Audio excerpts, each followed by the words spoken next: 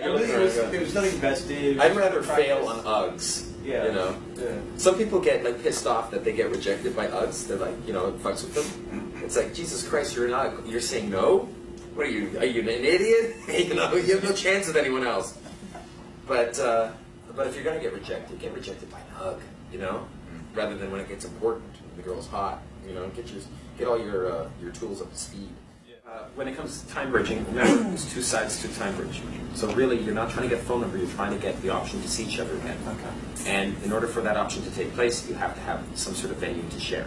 The venue, that you know, the location that you go to, I've discovered the more mundane it is, the better. If it's a special occasion, you know, if you are going there in order to see her, like go for coffee, then you're going to see her. It's not as good as you're doing something anyway. Right. Now, if you're doing something that happens to be mundane, like for instance, you know, why don't you come over and smoke a hookah? I'm going to load this thing up.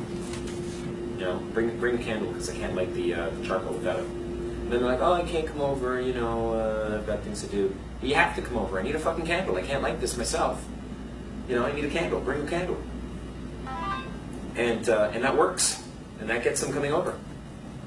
You know, I full Monty 3 girls a couple weeks ago because of that, because of the hookah. You know. That's another thing that's on the lounge. There's a big definitive post on day twos.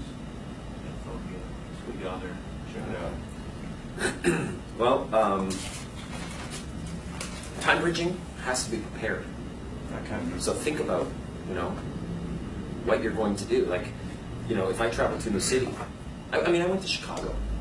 How was I able to pull, you know, 3 girls in 3 days? It was because I knew my time bridge. I knew exactly what I was going to do. I didn't do my time bridge, but I knew my time bridge, you know? Which was, you know, have you gone Christmas shopping yet?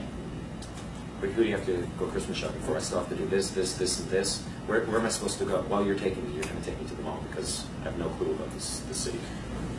It's a great way, you know? And then, of course, the next day, I call them up and shoot the shit with them for a bit and say, I'm about to load up my hookah, why don't you come over? Bring a candle. You know, as if I need a favor, I need a candle. And they'd come over. So much better than go for coffee.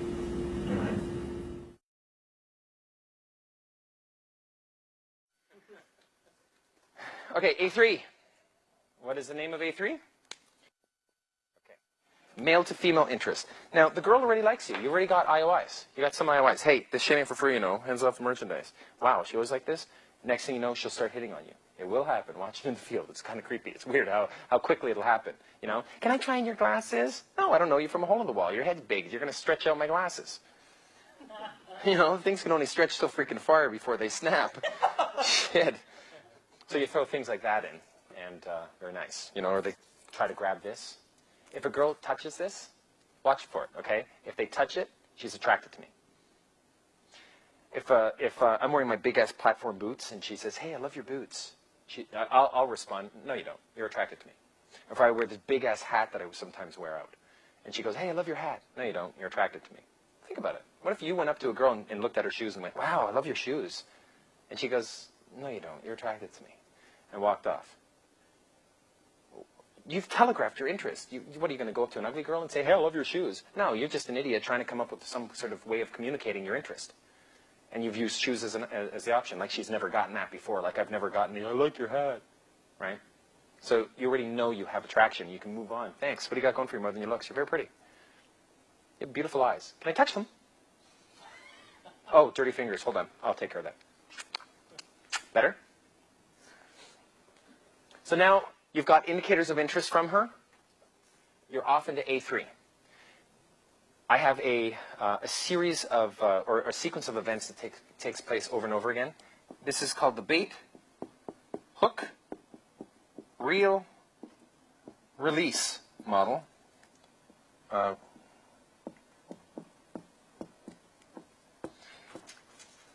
do you know you're off into A3? When you try it and it works. If you try it and it doesn't work, then you're still in A2. You gave it a go, it didn't work. You're not going backwards, it's just you couldn't go forwards. You couldn't do A3 material, so you're still in A2. In which case, you're still going to neg her, and you're still going to do another another demonstration routine. DHV, demonstration of higher value. Another story you're going to throw in. And then you're going to finally move back into A3 when you have a chance. The main point in A3 is to make her say something that you can give her IOIs for. You're going to encourage her to demonstrate a higher value to you, so you can then indicate your interest to her. Okay? It's literally the mirror opposite of A2. In A2, I'm demonstrating a higher value, and she's IOIing me for him. In A3, she's demonstrating a higher value, and I'm IOIing her for them. Okay? Bait. We're going to bait her. An example of that would be, what nationality are you?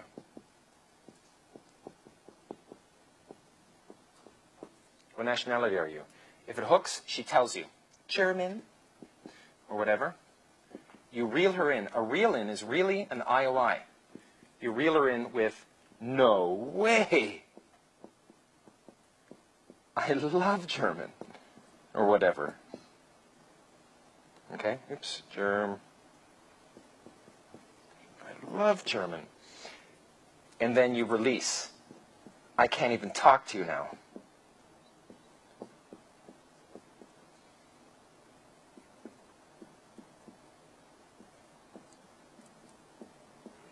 I'm writing text style. Bait, hook, reel, release, over and over again. What nationality are you? German. No way. Seriously, you're German? Oh my God. Okay, I had this girl in high school I had a crush on. She was German, and I can't even talk to you now. Back turn.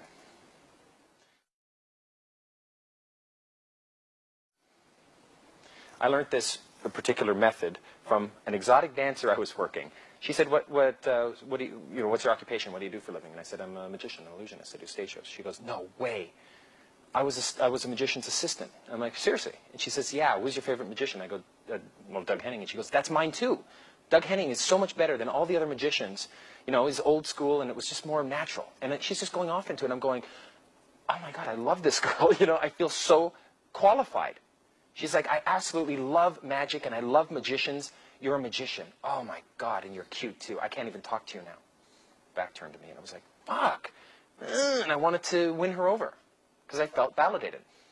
Her IOI to me felt legitimized. It was a legitimate IOI. It wasn't a, wow, you're hot. And to a girl, you can't say you're hot because she gets it all the time. But to find, to bait her with something, another one I'll have is, what do you want to be when you grow up? And don't say princess. I want to be an opera singer. Seriously, an opera singer. You're teasing, right? No, really? When was the last time you sang? Yesterday. You sang yesterday. You're fucking with me. You sang yesterday. I love opera. Like, what type of opera? Is it the old school stuff? Because I'm not... No, it's like Les Mis. You're in fucking Les Mis? Holy shit, I love you. I can't even talk to you now. You're trouble for me. This is bad news. This is totally... I've revealed all my cards. Back turn. Release. You have to release it. If you're going to do an IOI, it's going to make her feel uncomfortable as you do a kino, as you kino escalate, as you give her indicators of interest. So you have to give the kino escalation, do the indicator of interest, and then take it away. Wait for her to come to you. And I just shut up, turn my back, and they'll say, "So, where are you from?" And I'm like, next. And I'm back in, right? And I can move in. A3 is in many ways a false qualifying. We want her to qualify herself to us, and we reward her for it. Now, a lot of people think that that's the time for, really qualifying her. It is my contention that you're not going to qualify her for real in 5 fucking minutes. If she's into Britney Spears and you're not going to say no to her. She's a hot girl. You can introduce her to your type of music preferences later if she's your girlfriend.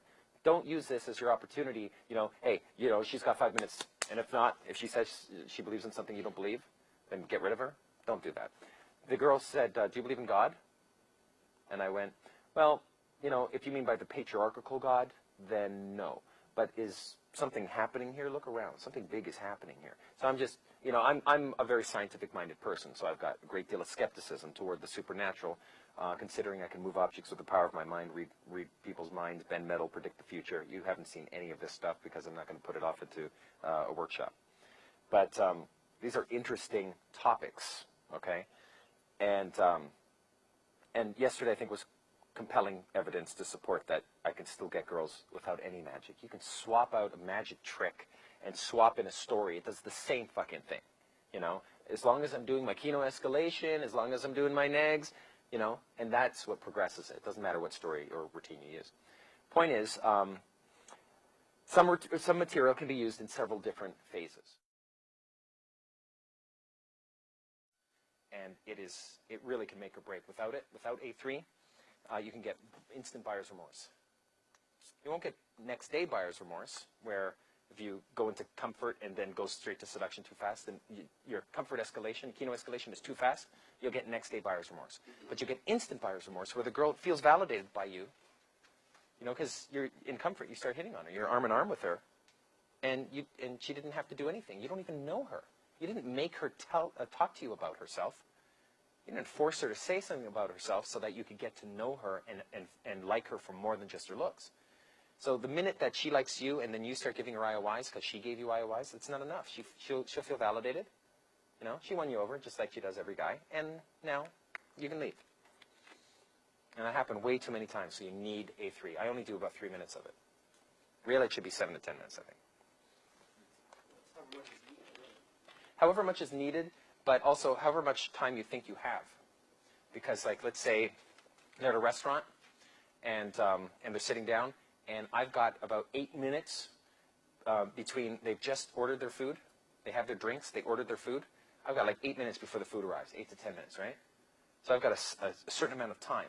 So I know that I'm going to have to compress my entire game to a 10-minute period, or at least compress it all the way until they eat. And then when they're done eating, I know I've got another 3 or 4 minutes, maybe even 5 minutes there at the end for their dessert. But most people don't pick dessert. And when they get the check, they pay and go. Right? Or when they're paying, I can't be there. So right when they're finished eating, and the waiter comes back, would you like anything else? They say, oh, just the bill. Then I can go in and I've got a few more minutes there to finish up and get my time bridge built. Or bounce them. Bounce the whole group if necessary.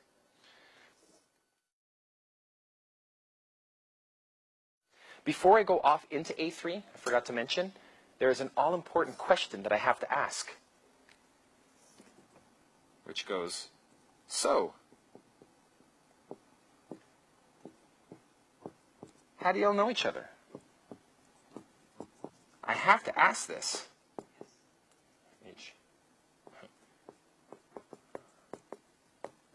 How do y'all know each other?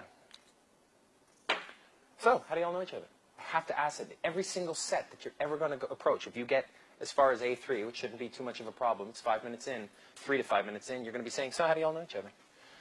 You know, you have to ask it because you don't know who the boyfriend or the brother is. It's a necessary element in this game. You have to throw that in. Now, what happens if you go into a 2 set and you say, so how do y'all know each other? And the guy says, oh, this is my wife. I'm not going to quit there. I'll go one step further. How long have you been married?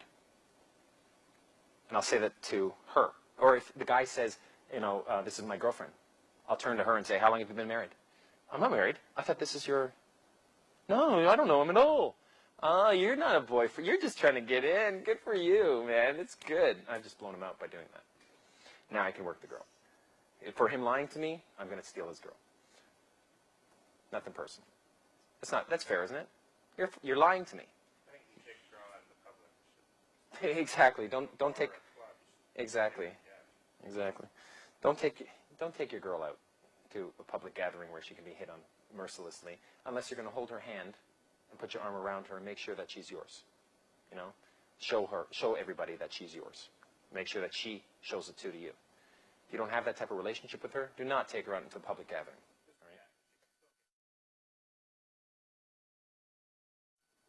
So bait, hook, reel, release, bait, hook, reel, release. I'll do this several times.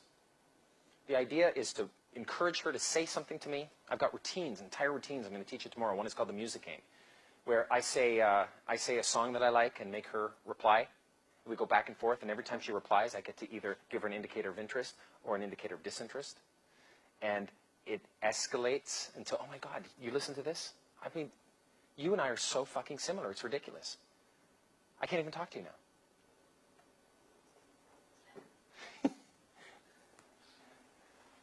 That's what happens in A3.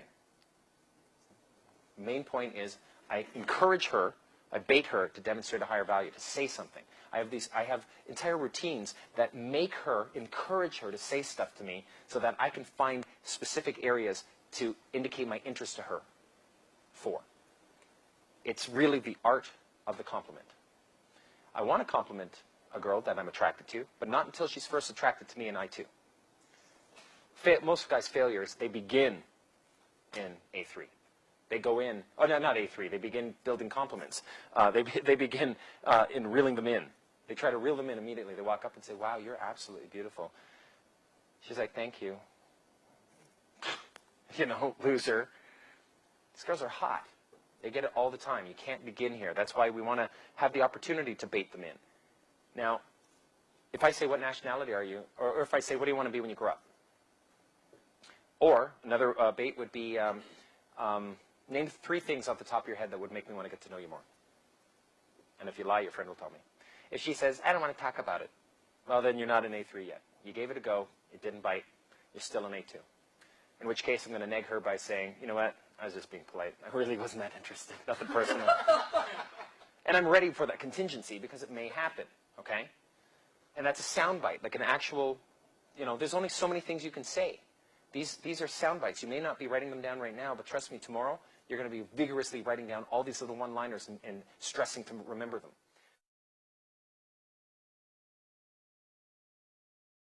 Moving your target or the whole group happens sometime in A3, okay? Anytime in A3.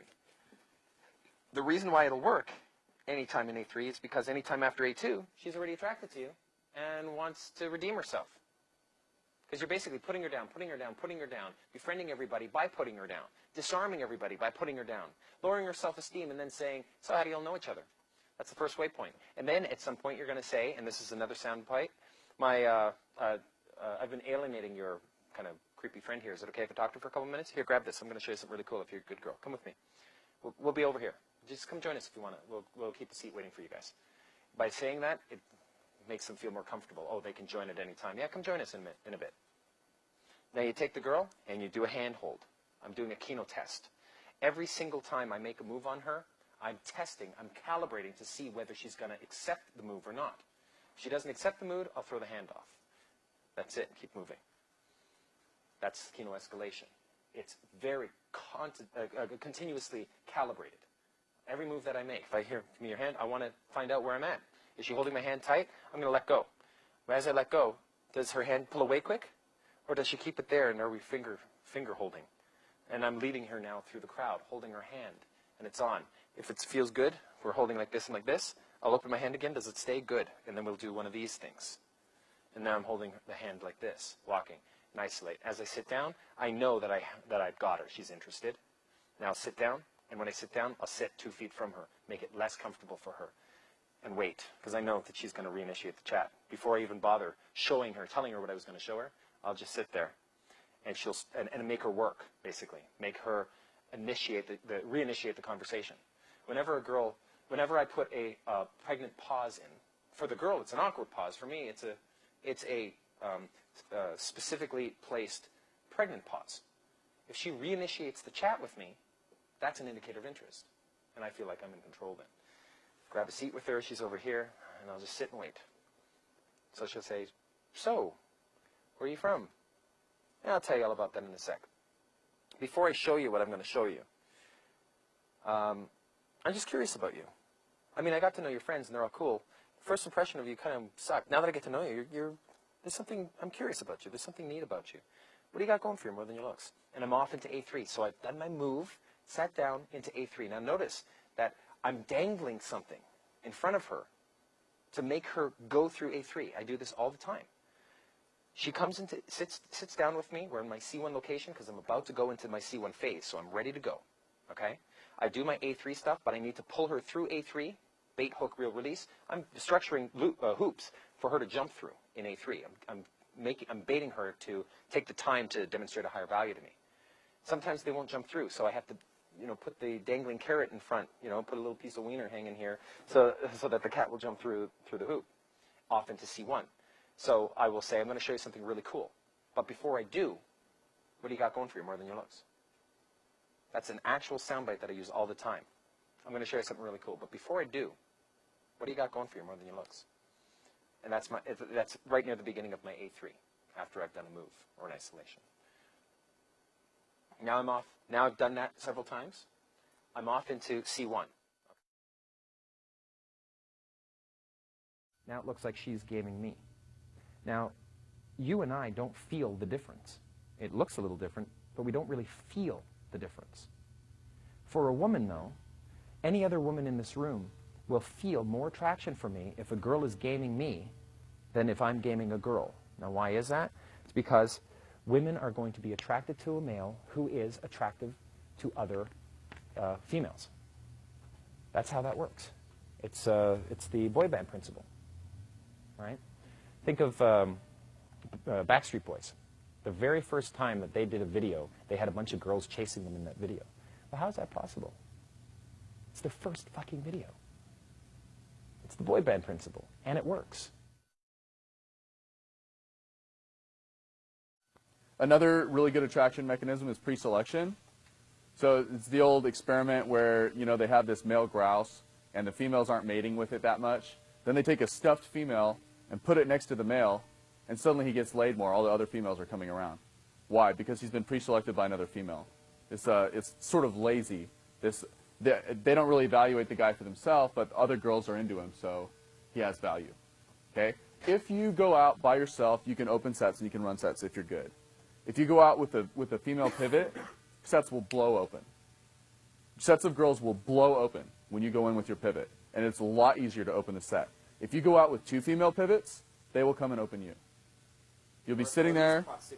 Yeah, definitely. And then the bold ones will come in. They will come in and introduce themselves and try to get in on your set when you got your 2 girls. It's not logical, and it's definitely not what you would hear in the popular culture, but girls are far more attracted to guys who have other girls. And they may not even admit it. They may not even logically believe it, but we're talking about behavior which is mostly governed unconsciously anyway, and that's how people behave. It's anything that you can give her an IOI for. You're the leader of your group, aren't you? Yeah, I can tell. I like that about you. It's really attractive. This is a whole routine, this little piece here, okay? To say, when she's talking to you, you know what, you better go run along and make some money before you piss your boss off. Oh, wait a sec, you're your own boss, right? Because they're freelance. So then by sitting here and talking to me, you're exercising your freedom to be your own boss. I like that. That's really powerful. That just bought you 3 more minutes for her to figure out that she's the boss. She should be making money. She didn't come to chat, but it makes her feel good for shutting up and talking to you, for not working and talking to you instead. Which I really love. Nice little bit. And you're rewarding her. You're giving her an indicator of interest for something that she has demonstrated just by not saying a word. That's a nice, A3 routine. Good for strippers, especially. Demonstrations of higher value.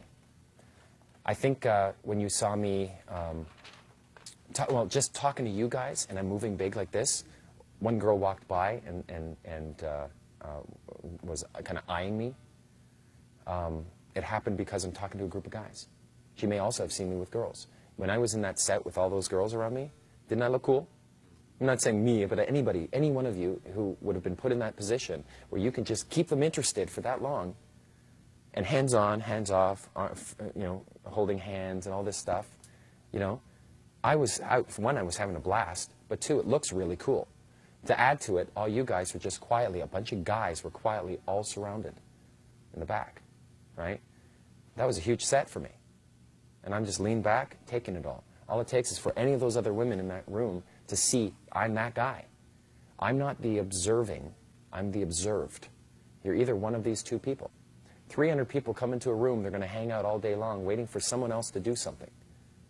Are they going to sit back and watch, or are they going to be one of those points of interest that unfold in that club? 2 hot girls come in, that's a point of interest alone, just for them being hot and dolled up. Two girls making out, that's an interesting thing, right? This guy having body shots over there with a girl, this girl and guy over here is making out. Photos are taking place over here. Hey, can you take my picture? Right? Never grab the girl's camera and take a picture of them. It lowers your value. You become one of those losers that they just tool.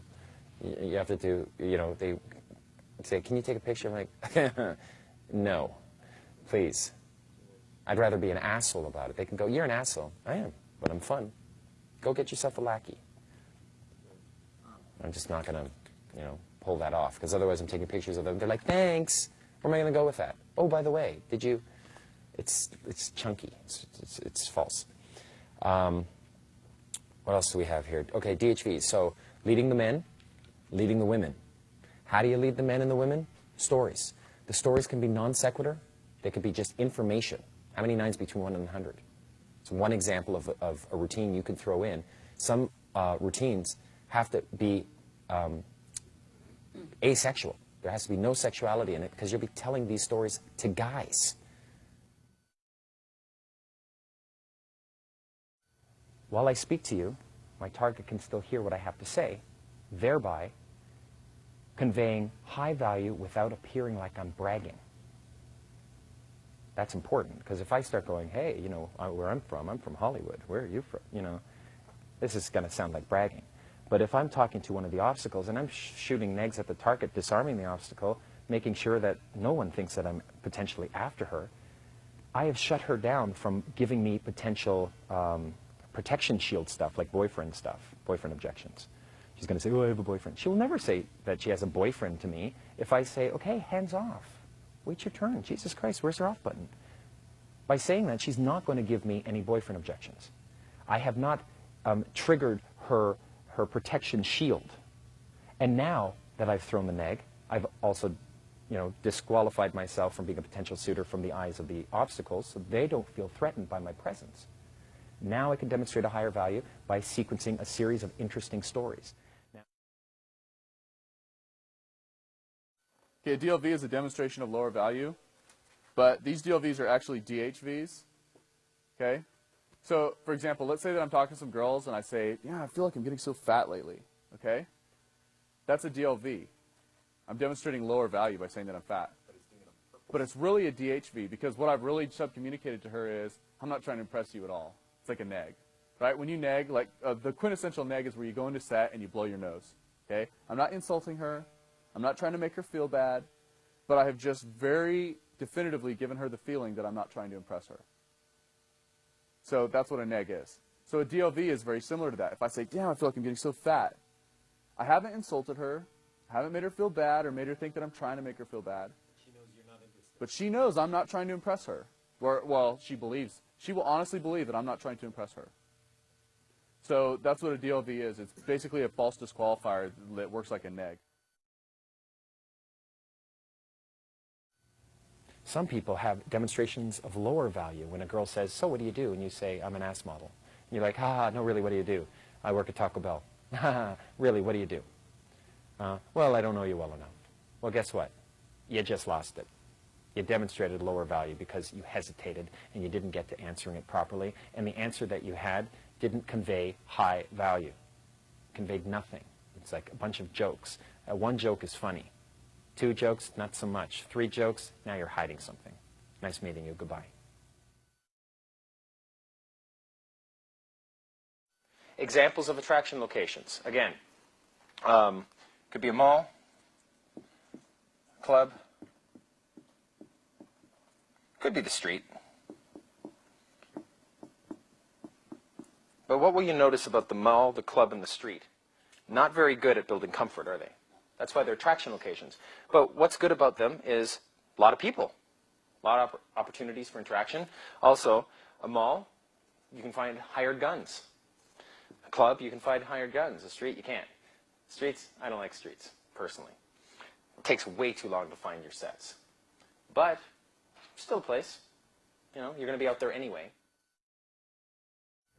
And you can embed these DHV spikes, demonstration of higher value spikes, right into a story. Let's say a story begins here, time travels 3 minutes long, and it ends here.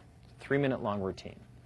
You want to add these DHV spikes, no DLV spikes going down, little pits. demonstrations of lower value. You want DHV spikes. What is a DHV spike? What's an example? I'll give you an example story, starting now. My last girlfriend up in Toronto before I moved to Hollywood and then to Vegas was an exotic dancer. Don't be a hater. And she calls me. She's frantic, calling me saying, baby, baby, oh my God, some of my customers, they're chasing me. They're following me home, and I don't want them to know where I live. I'm trying to lose them. What do I do? I'm like, well, babe, okay, calm down. Stay on the line. First off, you know, don't try to lose them, because you're only going to run into another car or something, a parked car. Relax, chill out. As long as you know they're behind you, you're safe. All right? You don't have to drive home just yet. Stay on the line. Now, she had called me. I had done a performance. I'm an illusionist, and I did a performance at one of those high-capacity clubs. It's called the Government in Toronto. And I know the owner. He's a friend of mine. So he and some of my friends, my good, close, loyal friends, were backstage with me. And we're kind of created our own little private VIP thing going on. And I get this call. I'm like, Jesus Christ, I got to split, which sucked, right? But, hey, she's my girlfriend. I got to roll. So my friends, I also feel fortunate that I've got the loyalty. I've got loyal friends. And the loyalty is such that if I say, guys, we got to roll, they don't fucking question it. We just roll. And in return, if they said that to me, I'd roll. You know, we don't question it because, you know, they've done a lot of good for me. I've done a lot of good for them. We trust each other, you know. So I said, guys, we got to roll. Got a problem. No questions asked. We hop in the car. We're on our way. I'm keeping her calm on the phone, okay? And here's what happened. Let's pretend this here, that's my car, and I'm driving along the road here, okay? We come to a four-way stop. Her car's here, drives here, okay? Another car, the car in question, is behind her. He doesn't know that I'm here. I mean, she's driving a Camaro, right? And she just paid it off in cash. It's a new Camaro, beautiful car. And it's got tinted windows, so I guess they can't tell that, you know, she's on the fucking phone with her boyfriend. Are these guys idiots? Do they think that she doesn't have friends? She's not aligned? So they come up behind her, and she's like, oh, I see you, baby, you're right there. Just then, they bump into her. They actually drive up laughing, and they bump, and she sails off in, a little ways in. And I'm like, babe, just drive through, drive through, drive through. And I'm like, you're fine, just drive through. I'll take care of this. And as they started chasing her, and they were like, ah, ha, ha. They reminded me, I shit you not, they reminded me of Biff Tannen from Back to the Future. You know those guys? It's fucking Biff Tannen, you know? So I just snapped, and I just went, fuck this, and I just careened into the back, and they spun out more than 360. What is that? It was huge, right? We got out of the car. I walked over, and I had this piece of pipe from the rigging of one of my stage set things. And it was in the back of the car. It was a broken piece that we had to replace. So I had that with me, and my boys rolled. And one of them, his name's Talman. He's a really good buddy of mine. He's also second-degree Dan black belt in what is it? Taekwondo. He takes Taekwondo. And I know Kempo Tai. So I was like, I snapped. So I walked out over to the car, and I smashed the front end. Walked to the side, smashed it in, and they're just stunned. Walked to the back, smashed it in, smashed one of the taillights in, came up to the driver's side, looked in, smashed it in, and waited forever for the guy to finally, you know, turn around with glass all over him. And I said, dude, fucking leave. And he's, you know, car surrounded with my three other buddies. And he just started the car, and he drove off. Now, I'm not saying that's the right thing to do. I'm just saying that's what I did. End of story. Where's the DHV spikes? Hmm? Nope. Of all the things. One, she's an exotic dancer. I come pre-selected. It's a story about a girl. It's a story about me saving a girl. Right? It's a story about my friends rolling with me. And putting themselves in a compromising situation because I must have some legitimate survival value for them to do so. They're investing for a reason. The fact that I delivered the goods.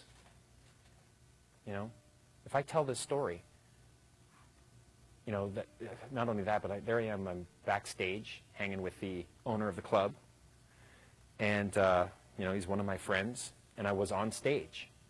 It was a high-capacity club. It all paints a picture. every time I say one of these things, it's a DHV spike. Is I'm not out to make 1,000,001 mysteries. You will adapt this material to fit your real life. Okay?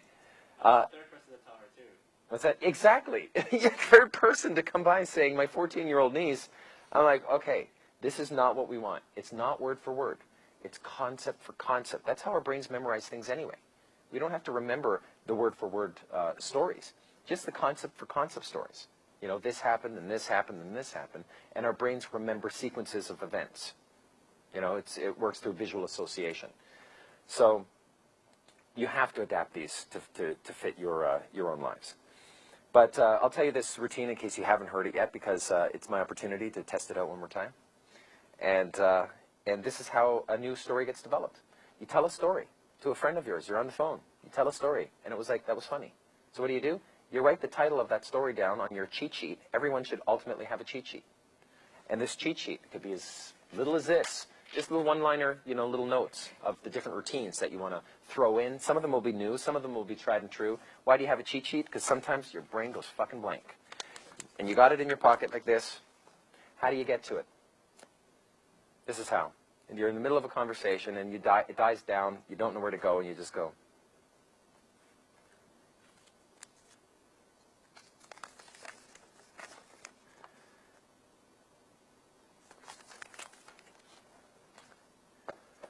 That reminds me. And you continue. It's a joke, but you get to it. Another way you can do it is text it to yourself on your cell phone.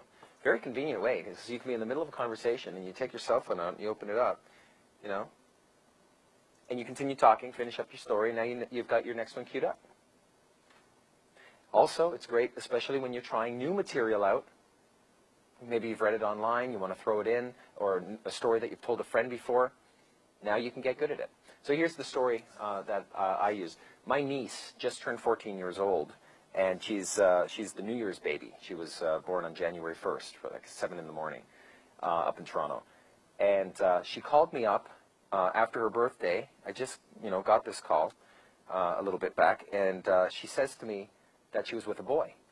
And I went, "You were with a boy? What do you mean you were with a boy?" And she goes, "Well, I'm like, "No, I don't know. What do you mean? You had sex with a boy? You just turned 14 years old." And she goes, No, I didn't have sex, but I was with a boy. And I said, what, like second base? And she goes, well, what's second base? Right? And I'm like, that's a good point. I don't know. What is second base? What is that?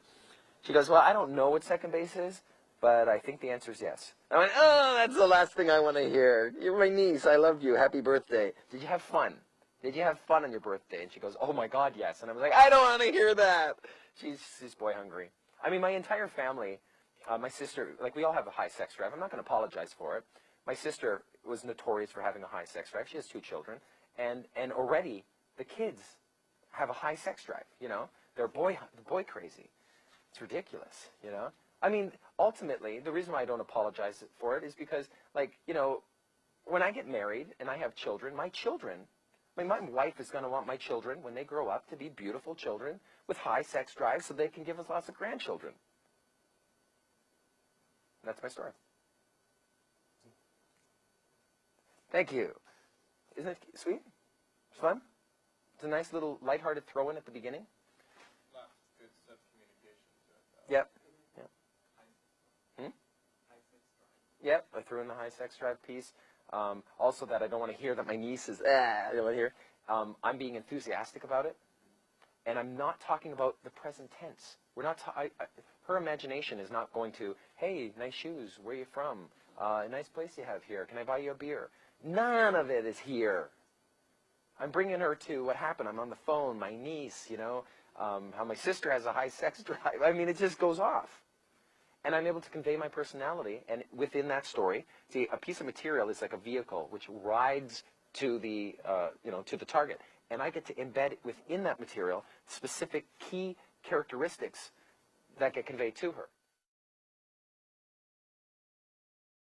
Now, in order to get a woman interested in you, you have to be interesting. So a comedian, the way he'll be funny is he'll tell one joke, and you'll say, wow, that's funny.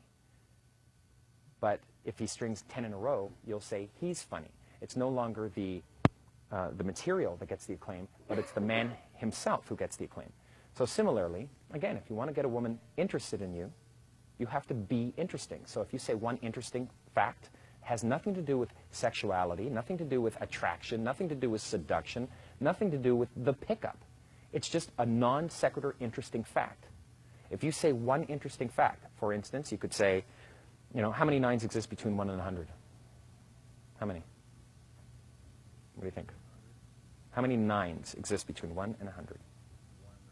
Yeah, I'll give you a hint. More than 1. More than 3. 10? Is that your answer? Nope. Do you know it? 9? This isn't multiple choice, you know. Oh my God. I know it's mathematics. It's quite difficult, you know, but it's called counting. It's the basic of it. 13, 14. Multiple choice again. It's actually 20. Where is it? 9, 19, 29, 39, 49, 59, 69, 79, 89, 90, 91, 92, 93, 94, 95, 96, 97, 98, and 99 is 2 of them. That's like 20% right there. 1 in 5 is the number 9. Isn't that weird? Okay, it's a little bullshit baffles brains at the end. Really screws with people, and if you fell for that, well then, you fall for a lot. It's a nice little test for me. Nonetheless, when I say this, little how many 9s between 1 and 100 in a set, it makes me interesting. Non-threatening. I'm not after her. I'm not trying to hit on the girl. I'm not making any reference to her beauty. I'm not trying to, you know, brag. It's just interesting. You say one interesting thing, they'll say, wow, that's interesting. But you say 10 in a row, and she'll say, you're interesting. And it's no longer the material that gets the acclaim, but the man himself. It's a nice way of getting a woman interested in you enough to want to get to know you. She'll start asking you questions like, what's your name? Now we're on our way. Do not take a sandwich to a banquet. This guy is not thinking straight, you know. It's like taking a girl to the scene of the crime. If you pick a girl up at a club, do not take her to another club on a day 2 unless you're just pivoting her. Okay? A pivot is, you know, a pawn is a girl that you use that night to build some social proof, and you can pawn her off. Okay, hands off, in order to get a hotter girl. But a pivot is where you meet a girl one night, and she assists you in attracting other women the next night. So if, like, we met girls yesterday, got numbers, and invited them out tonight, they would be pivots. See, the problem with pivot is you're not going to generally lay your pivot, because bringing them out to public scene again and having her watch you interact with people is counterproductive to getting her. But it really rips open sets, so that's something that you're going to want to work on. Basic group theory is you approach a 3-set. Advanced group theory is you approach a set and you merge forwards and backwards. You should be doing that by day 3. It's normal. Okay? It's not like, well, we're going to start at basic. Yes, start at basic, start to open sets, but as soon as a set opens, don't just get good at opening sets. Get good at opening sets and merging. Once you get a lock-in, you can start moving. You can move once. Let me introduce you to some friends of mine. Get them forward merging. Get them backwards merging. Introduce them to other people. All right? Introduce them to the friends you came with, you know, and talk them up.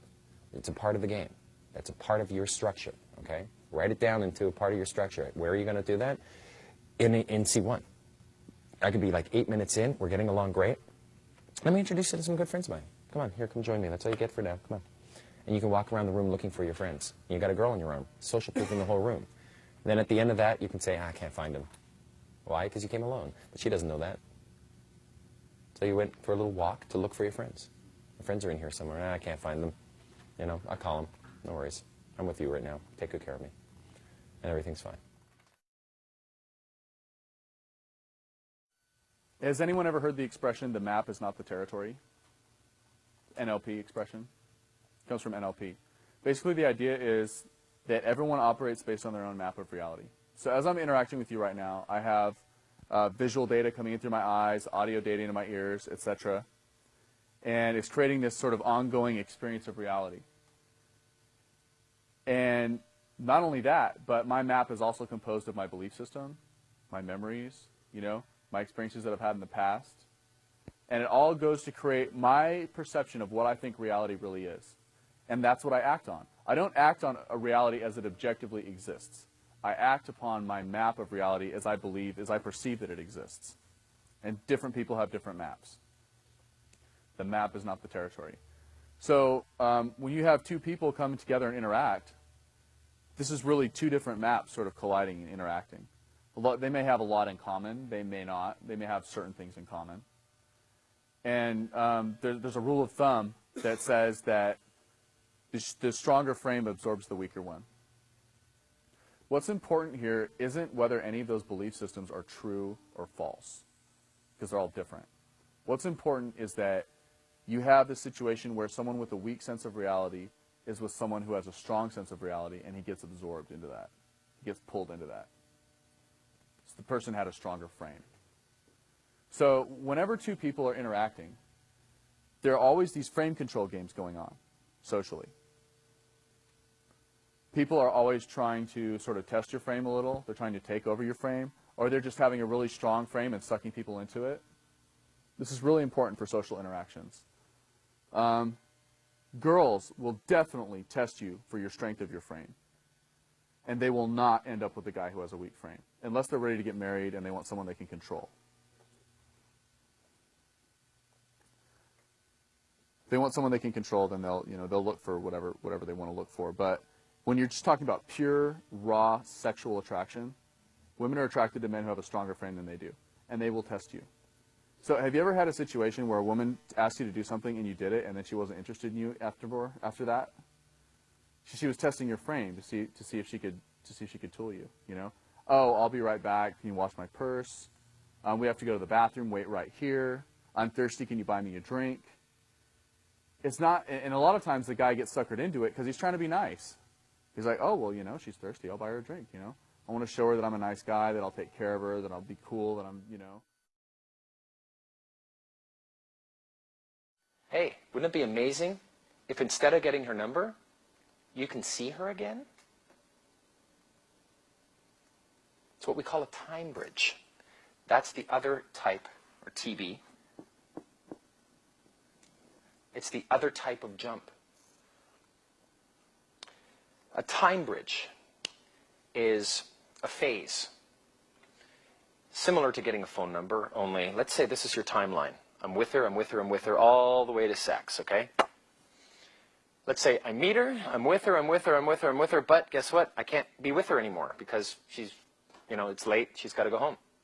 And she's not going to come home with you tonight, she's with her friends. Technical challenge. What I have to do is I have to bridge the river of time that's separating us so I can get back onto seeing her and continue on. Notice that this time bridge has two sides to it.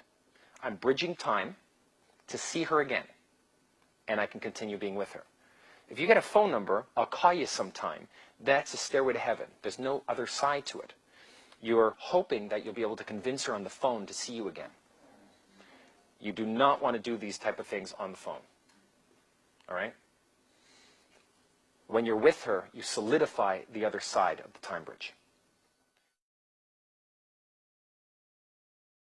But numbers are nothing, They really are nothing. They're wood. You have to actually see them again for it to be a proper time bridge. Otherwise, it's just a stairway to heaven. It's wishful thinking. It's a hope, Don't get too hyped up on these things because you're going to get some flaking. Noticing in a place like Vegas, it's so transient that it's challenging to see them again. Truth is, you want to push for the bounce way more than a time bridge. Yeah. And in all these sets, I could have bounced. I really feel strongly that I could have bounced, And all you have to, where do you bounce? You bounce to a lounge. You bounce to, hey, let's smoke a hookah back at the hotel, You can say, I've got some, what's your poison? I got some of the, we'll pick some up and head back to the hotel. Let's go for a jacuzzi. Tons of different things that you can do here, Just bouncing anywhere. I'm hungry. Come with me. We'll just go for 10 minutes. I'm going to grab a bite. We'll come back. You never have to come back. The neat thing about bounces is that what you say you do and what you actually do can be two totally different things. I'll give you a quick example. In Toronto, what I would do is, in order to get a girl to my house, I would invite her over to a place called the Green Room. I would say, have you ever had, what was this, hot apple cider? You ever had hot apple cider? I absolutely love hot apple cider. And there's this one particular place right behind the Poor Alex Theater. It's called the Green Room. It's the Green Room of the Poor Alex Theater. And it's kind of hard to get to, but they serve hot apple cider, and you know, in Toronto in the wintertime, it's so cozy in there, and it's got this student vibe to it somehow, and it's very eclectic, and I like it. It's really nearby where I live, so we're going there, and it's hard to get to, so just buzz me down. Like, I'm easy to get to. Go to the front door, buzz me down. I'll come down from my apartment, and we'll go together. Well, when they get there, they buzz me. I'm like, oh shit, I'm on the phone. Apartment 2. And I buzz her in. So she's like, okay, let's go upstairs. You know, she comes upstairs, knocks on the door, opens the door, and I'm, you know, with my shirt off saying, I'm sorry I'm late, I'll be with you in a sec, yeah. And I'm talking to a phone, on the phone with nobody. Yeah, hold on. Okay, talk to you later, bye, click. Yeah, let me just get ready quick, here. And I walk into my bedroom with the blinds open, the windows open, so she could hear the street. It's a comfort building right now, okay? You know, if she came in and there's music playing, and there's candles and incense, not good, because that's all seduction setup, right? That's a seduction scenario, and I want her to assist in building the seduction scenario. We'll get to seduction tomorrow. So I'll sit her down on the bed, put my laptop in front of her. It's just, you know, right beside the bed, and say, here, watch this little video clip. And it's a little 10-minute home movie that I made, and I have 5 of them now, called What the Fuck. It's a What the Fuck episode. I've got 5 of them, and I've got like 3 more to be almost completed, and they're half edited right now. I just haven't had time to finish. So I want to make an online little website thing just for my home movies, right? And so I put one on as I finish up getting ready. And now, depending, I'll come and sit beside her and watch with her. I'll scratch her back. If she feels uncomfortable, I'll say to her after the show's done, I'll say, okay, I'm hungry. Come on, let's go. And we'll leave. But if I feel like we don't have to leave, if it's already further along, I'm scratching her back, and I go scratch my back, and she does. She's scratching my back now.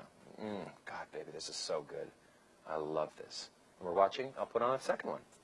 I'll put on a 3rd one. I'll put on some fucking Chris Rock. We'll hang out in my bedroom. Take her shoes off. She does? Good.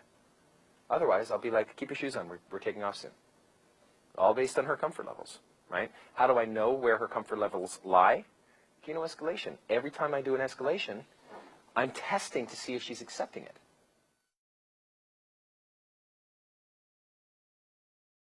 Have you ever seen the Hollywood sign? Well, now that's what we're doing on Thursday. I'm heading up there with friends to see the Hollywood sign, and you're coming up with me. Now, I did do this before. I came up. I just want to bring my friends with me this time and show them. It takes like 40 minutes. You got to like climb over a fence and go up, and there will be a perimeter warning sign or a ranger automated response saying, "Turn back now. The ranger has been sighted." Like, I mean, it's crazy. But what are you going to do? You're 10 minutes from the fucking sign. You just walked 30 minutes up the hill. You know, you're going to turn back now? Please. It's not like I've got, you know, paint cans on me. I'm not going to turn it into Holly Weird, you know, Holly Mystery. So I went up there, and what's amazing up there is you get a glimpse of Hollywood all in one eyeful. And it makes you look at what you have to do here in Hollywood a whole new way. You know, if let's say you're an actress and you want to be famous, everyone that you respect in Hollywood, you can see everyone that you have to win over and seduce. Every studio, every movie that's going to be made with you in it happens here. And until you're up there and you rub that sign for good luck and you look down and you see what I have before me and the puzzle that I have to solve, until you see that, you won't get it. So I'm going up on Thursday and you're coming with me. Now that's a nice way of time bridging. The secret to Kino escalation is not making the move forward. It's in taking away a move. And that's something that you had to learn yesterday. You just made the next move, the next move, the next move. What ended up happening, but first off, like I congratulated the guy for going in. You know, while we were all, you know, sitting back watching him, he's in a fucking 2-set, and he entertained them for close to 10 fucking minutes. You know? It was all maneuvering, though, and what should have happened for next time is you go in, you make your move, and you do your body takeaways and stuff. You can push them and go, oh, you're such a little shit. You basically played A3 game for way too long. You did 8 minutes of A2 game. You played A2 way too long. You were doing all the traction stuff. Nag, nag, nag, nag. Talk, talk, talk. Nag, nag, nag. Trying to kino escalation. It always just got all mumbled. Jumbled. Mumbled and jumbled. What should have happened is you should have just piqued her interest enough and then leaned the fuck back and went, so, who are you? What makes you special? That's a bait, for an A3 bait. What makes you special? Well, I'm this and that. And you're like, no way. Really? I never knew that about you. Wow, that's incredible. Your first impression sucked.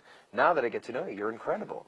So notice that all these little one-liners that I say, all these routines, they all fit somewhere in one of 9 phases.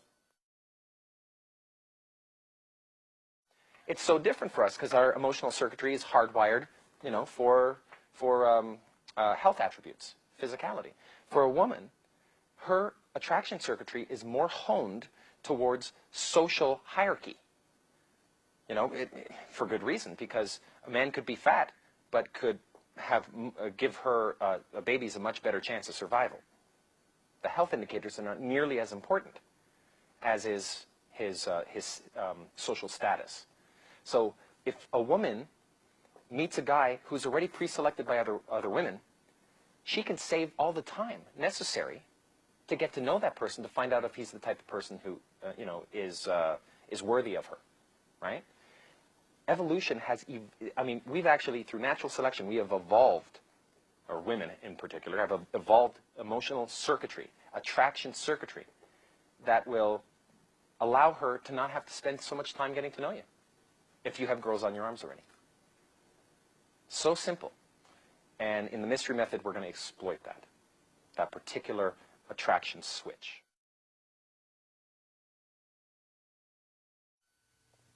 So, hoop theory. This is something that Mystery came up with and posted. So, this is a metaphor for frame games that happen socially. I might be talking to a person, and she puts up a little hoop, metaphorically speaking, because she wants to see if she can get me to jump into it. It's like a test. So, what do?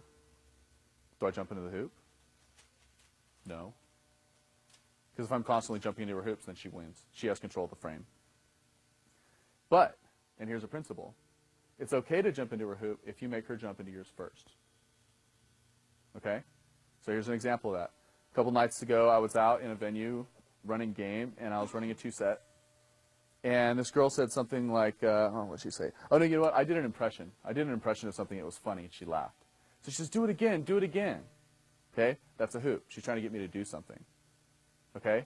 So if I just did it again, then I've sort of become her little tool. I've become her puppy dog. So instead, I put out a little hoop first, got her to jump into it, and then I did it again. Now it's okay. So what I did was I said, go like this. She went like this. I said, now do a little spin. I made her do a little spin. She giggled. And then I did the impression again, and she giggled again. Okay? It's okay to jump in her hoop if you make her jump into a hoop first.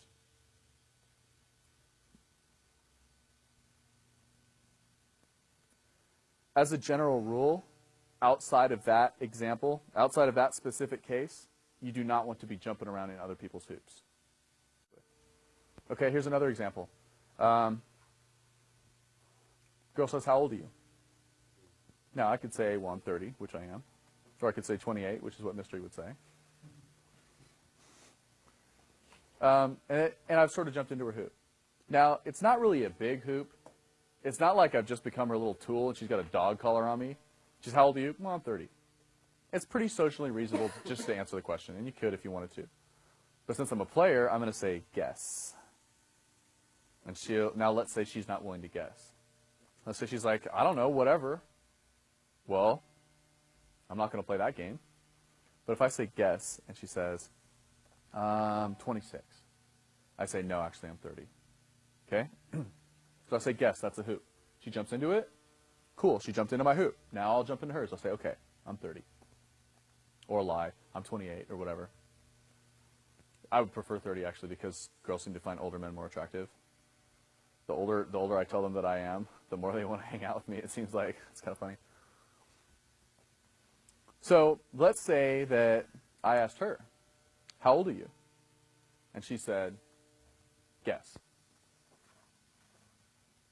Now she sort of put it back on me, right?